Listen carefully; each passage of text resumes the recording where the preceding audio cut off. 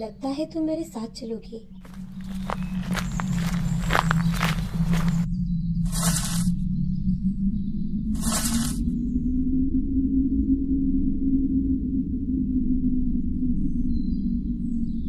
मेरी तरफ देखो।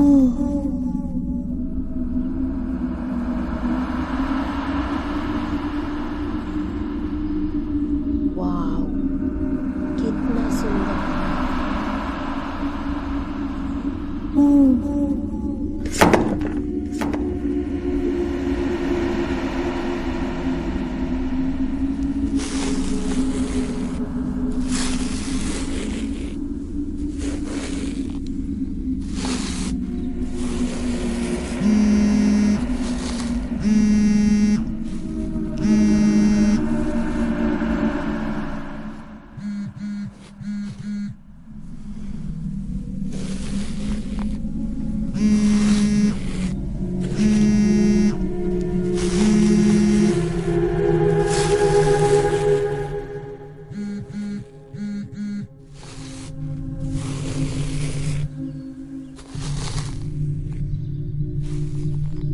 नायरा, नायरा, नायरा, नायरा, मैं तुमसे बात कर रही हूँ।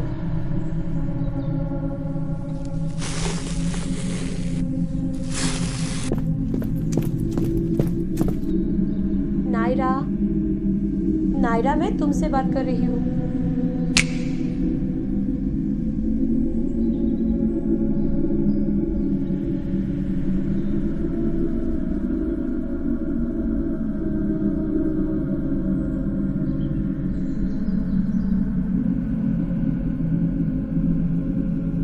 मॉम, तुम कब आई? मैं सुबह से तुम्हें कॉल और मैसेज कर रही हूँ। तुम ठीक तो हो? हाँ, मुझे लगता है कि तुम कोई मुसीबत में हो। नहीं, ऐसा कुछ नहीं है।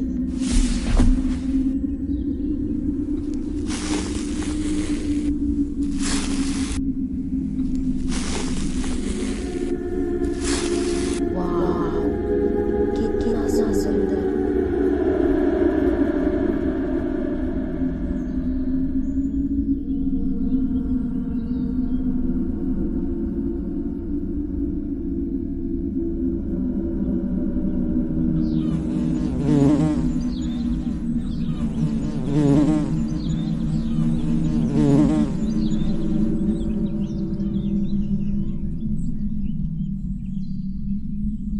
वो थोड़ी जल्दबाजी में ही लिफ्ट के अंदर घुसी और नीचे जाने का बटन दबाया।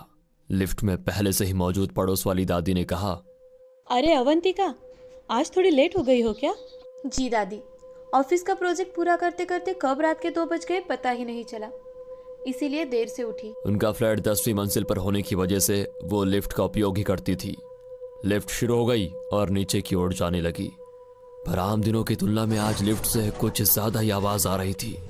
दादी, जाते वक्त वॉचमैन को बताती हूँ कि लिफ्ट रिपेयर करने वाले को बुलाकर लिफ्ट ठीक करवाए, कुछ ज्यादा ही आवाज आ रही है। लिफ्ट ग्राउंड फ्लोर पर पहुंची। दोनों ही चलते हुए सामने कुर्सी पर बैठे वॉचमैन के पास पहुंची। अवंतिका को देखते ही वॉचमैन उठकर खड़ा हो गया और बोला, देखिए मैडम, आपने पानी की टंकी के बारे में शिकायत की थी। पानी की टंकी साफ करवा ली है और आपने इलेक्ट्रिसिटी की शिकायत भी की थी, हमने वो भी करवा ली। अरे, ये तो तुम लोगों की ड्यूटी है। और वैसे भी पिछले हफ्ते में 2 बार मैंने लिफ्ट के बारे में शिकायत की है और अब तो आवाज भी काफी तेज हो गई है। आज के आज लिफ्ट मेंटेनेंस वालों को बुलाओ। अवंतिका की बातें सुनकर वॉचमैन ने हाथ जोड़कर कहा, मैडम जी, मैंने 2 दिन पहले ही ड्यूटी ज्वाइन की है, चलिए फिर भी देख लेता हूँ। अच्छे से काम करो, वरना मैनेजमेंट से बोलकर किसी भूतिया जगह ड्यूटी लगवाऊंगी। वॉचमैन चुपचाप हैरान होकर खड़ा रहा। दादी और अवंतिका गेट से बाहर चली गई। अवंतिका अपने ऑफिस का काम करने में पूरी तरह मशगूल थी। पूरा दिन ऑफिस का काम करके अवंतिका काफी थक चुकी थी। रात के करीब 10 बजते बजते उसका काम भी खत्म हो गया था। वो अपने ऑफिस से बाहर निकलकर सड़क पर आ गई। सड़क पर गाड़ियों की आवाजाही काफी कम हो चुकी थी। सड़क पर ना ही कोई ऑटो दिखाई दे रहा था, ना ही कोई टैक्सी आती नजर आ रही थी। आधा घंटा बीत गया था, तभी उसके सामने से एक टैक्सी आती नजर आई और फिर टैक्सी का सफर शुरू हो गया। कल रात को नींद पूरी न होने के कारण उसे टैक्सी की सीट पर बैठे बैठे नींद आने लग गई। कुछ ही देर में टैक्सी उसके अपार्टमेंट के पास पहुंची। वो नीचे उतरकर गेट से अंदर चली गई। वॉचमैन की कुर्सी की तरफ देखा पर हर रोज की तरह कुर्सी खाली नजर आई। अब गया होगा शराब पीने, इसकी तो शिकायत करनी ही पड़ेगी। अपने आप से बुदबुदाते हुए वो लिफ्ट के पास पहुंची।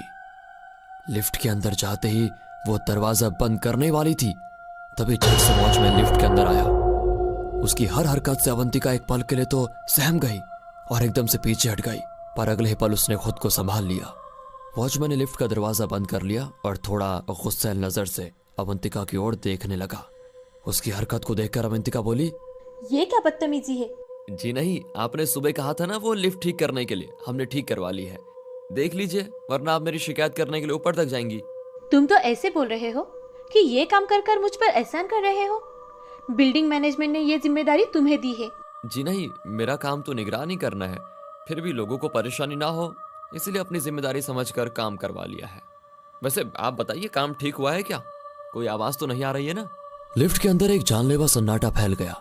वॉचमैन की इस हरकत से उसे गुस्सा तो काफी आ गया था, पर दिल ही दिल में वो बुरी तरह डर चुकी थी। उसका ये डर लाजमी भी था, क्योंकि रात के 11 बज चुके थे और वहां पर उन दोनों के अलावा कोई नहीं, इसलिए उसका ये डर लाजमी था। क्या हुआ मैडम, आप चुप क्यों हो गई? बताइए, लिफ्ट से आवाज आ रही है क्या? लिफ्ट एक एक माला ऊपर जा रही थी और अवंतिका की नजरें उसी पर टिकी हुई थी। अवंतिका की ओर कुछ गुस्से में देखते हुए वॉचमैन लिफ्ट के भीतर एकदम से उछला, जिसकी वजह से लिफ्ट एकदम से हिचकोले खाने लगी। वॉचमैन की हरकत से वो डरी सहमी लिफ्ट के कोने में चिपक कर खड़ी होकर कांपती हुई आवाज में बोली, ये क्या मजाक लगा रखा है? अगर लिफ्ट टूट गई तो? अरे ऐसे कैसे टूट जाएगी, और टूट भी गई तो रिपेयर करवा लूंगा। इतना कहकर वो दोबारा कूदने लगा। ये देखो, नहीं टूटा ना? देखा, नहीं टूट रही लिफ्ट। जैसे तैसे वो 10वीं मंजिल तक पहुंची। लिफ्ट रुकते ही अवंतिका ने झट से दरवाजा खोला और खाली वार्ड में तेज कदमों में चलने लगी। लिफ्ट के अंदर खड़ा वॉचमैन उसी को देख रहा था। तेज कदमों से अवंतिका अपने कमरे तक पहुंची और चाबी निकालकर दरवाजा खोलने लगी, पर चाबी लगी नहीं रही थी। उसने तिरछी नजर से बाईं ओर लिफ्ट की तरफ देखा तो लिफ्ट के खुले दरवाजे से वॉचमैन अभी भी अवंतिका को घूरे जा रहा था। अवंतिका ने झट से अपनी नजरें हटाई और दरवाजा खोलकर कमरे के भीतर चली गई। दरवाजा बंद करके दरवाजे के पास ही खड़ी रही, पर लिफ्ट का दरवाजा बंद होने की या लिफ्ट के नीचे जाने की आवाज नहीं आई। डर और गुस्से से आग बबूला हुई अवंतिका अपने आप से बुदबुदाई, इसकी नौकरी खत्म समझो, मुझे डराने की कोशिश कर रहा है। तू कल इस अपार्टमेंट से बाहर होगा। इतना कहकर वो फ्रेश होने के लिए चली गई। शावर का ठंडा पानी शरीर पर गिरते ही उसकी सारी थकावट दूर होने लगी। बदन में टॉवल लपेटकर वो बाथरूम से बाहर आ गई। तभी उसे कुछ याद आ गया। वो अपनी खिड़की के पास गई और धीरे से नीचे झांककर वॉचमैन को देखा तो वो अपने कैबिन के पास खड़ा अवंतिका के फ्लैट की तरफ ही देख रहा था। वो झट से पीछे हट गई। बहुत हो गया, अब तुम्हारी नौकरी कोई नहीं बचा सकता। इतना कहकर उसने अपनी खिड़की पर पर्दा डाल दिया। सुबह हो चुकी थी। अपने बेड से उठकर वो खिड़की के पास गई और धीरे से पर्दा हटाकर देखा। नीचे लोगों की आवाजाही शुरू थी, पर वॉचमैन नहीं था। उसने पर्दा पूरी तरह से हटा दिया और अपने बालों पर बांधकर ऑफिस के लिए तैयार होने लगी। फ्लैट का दरवाजा लॉक करके वो लिफ्ट के पास गई।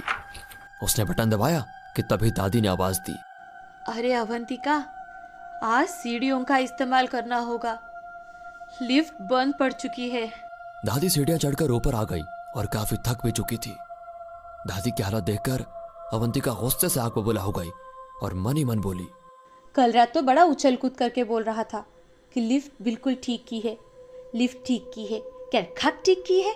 अवंतिका की तरफ देखकर दादी बोली, क्या हुआ, क्या सोच रही हो?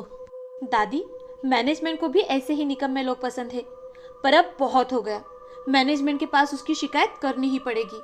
इतना कहकर वो सीढ़ियों की तरफ जाने लगी कि दोबारा दादी ने उसे रोका।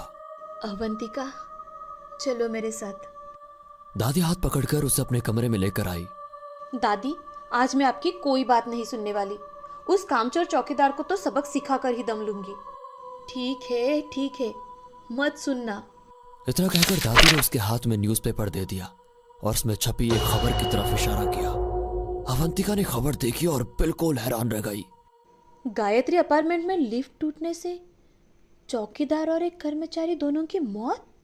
दादी, ये खबर तो हमारे अपार्टमेंट की है। हाँ, कल दोपहर लिफ्ट की मरम्मत का काम शुरू था, उसी समय यह हादसा हो गया। कल दोपहर? हैरान परेशान अवंतिका सोच में पड़ गई। ये कैसे हो सकता है? हादसा कल दोपहर को हुआ है और मैं तो कल रात लिफ्ट से ही आई हूँ। और लिफ्ट में उस वॉचमैन ने मेरे साथ बदतमीजी भी की थी। ये कैसे हो सकता है? दादी उसके हैरान चेहरे की तरफ देखकर बोली, अब होनी को कौन टाल सकता है? पर बिना कुछ बोले वो खट से निकली और सीढ़ियां उतरकर नीचे की ओर जाने लगी।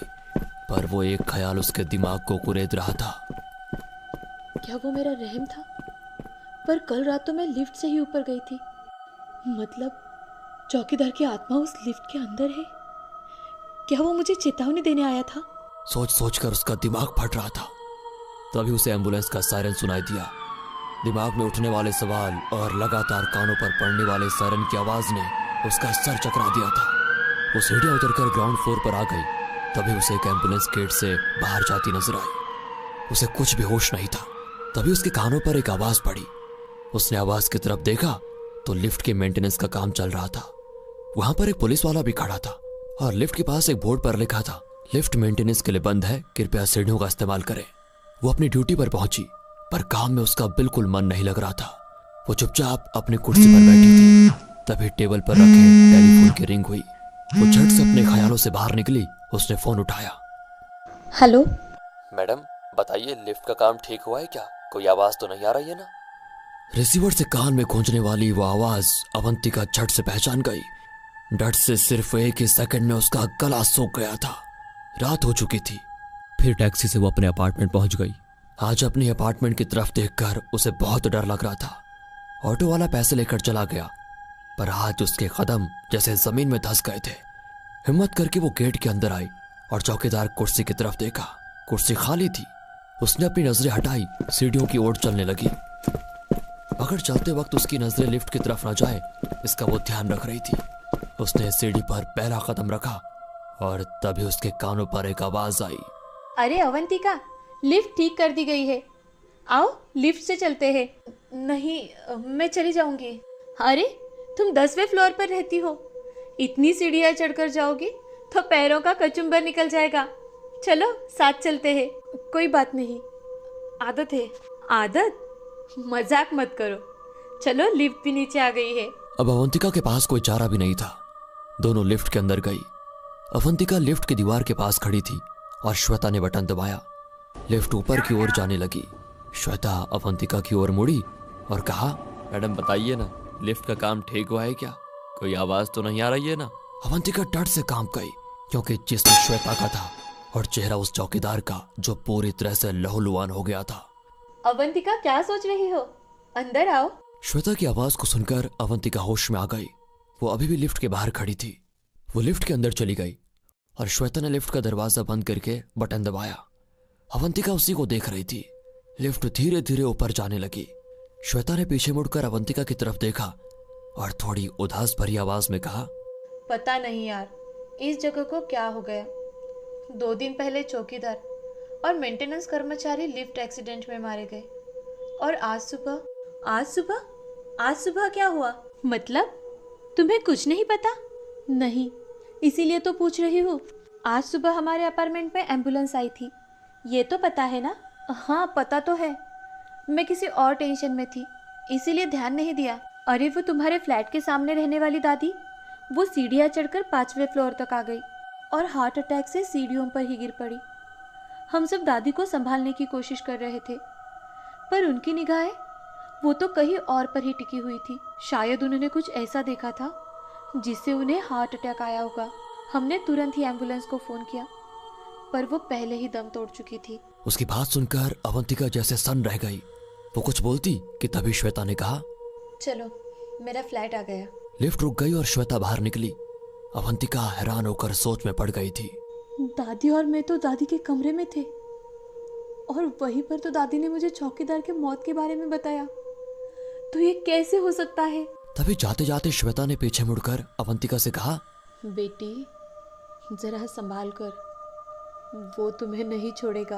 अवंतिका डर से कांप गई, क्योंकि वो आवाज श्वेता की नहीं बल्कि दादी की थी। वो अजीब सी आवाज को सुनकर अवंतिका लिफ्ट से बाहर निकली कि तभी लिफ्ट का दरवाजा बंद हो गया। लिफ्ट अब धीरे धीरे ऊपर बढ़ने लगी। अब वो पूरी तरह बेबस थी। अवंतिका को सामने लिफ्ट के चिकने मेटल में अपना धुंधला अक्स नजर आने लगा। वो अपने अक्स को ही देख रही थी कि तभी किसी ने उसके पीछे से अपना चेहरा बाहर निकाला। वो पूरी तरह सहम गई। झट से मुड़कर देखा पर कोई नहीं था। वो इतना डर चुकी थी कि बटन दबाकर लिफ्ट को छठे फ्लोर पर रोकने लगी, लेकिन लिफ्ट रुकी नहीं रही थी। वो लगातार बटन दबाई जा रही थी। तभी उसे अपने पीछे किसी की आहट महसूस हुई। अवंतिका ने लिफ्ट के बटन दबाना बंद किया। उसके सामने वाली लिफ्ट की मेटल से बनी दीवार में उसने गौर से देखा। उसे केवल अपना ही धुंधला सा अक्स नजर आ रहा था। तो वो आहट, वो मौजूदगी का एहसास, वो अजीब सी हलचल, अवंतिका पूरी तरह डर चुकी थी। अब वो 8वें फ्लोर पर पहुंच चुकी थी, पर अभी भी 2 फ्लोर बाकी थे। वो दरवाजे की तरफ देख रही थी कि तभी उसके पीछे वो धुंधली परछाई धीरे धीरे उसकी तरफ बढ़ती महसूस हो रही थी। डर के कारण अवंतिका के जिस्म से पसीना और आंखों से आंसू दोनों आने लगे। 9वां फ्लोर गुजरकर अब 10वां फ्लोर आने वाला था और इधर वो अजीब सी आहट अवंतिका के कानों तक पहुंच चुकी थी। उसके पीछे कोई तो था उसके पीछे, जिसकी सांसों की ठंडक उसकी गर्दन पर जमे पसीने पर महसूस हो रही थी। और अब वही ठड़क उसके कानों को महसूस होने लगी। शायद उसके पीछे जो कोई खड़ा था वो बोलने के लिए अपना मुंह खोलता कि तभी 10वां फ्लोर आ गया। 1 सेकंड भी न गवाए अवंतिका ने दरवाजा खोलने के लिए बटन दबाया। दरवाजा खुलते ही चौकीदार को दरवाजे के बाहर देख वो लिफ्ट के अंदर ही गिर पड़ी। अरे मैडम क्या हुआ, उठिए ना। हेलो, कोई है? क्या मुसीबत है? आज ही बताओ, ड्यूटी का पहला दिन था, साला पनौती हो गई। उसे देखते ही अवंतिका ने गहरी सांस ली और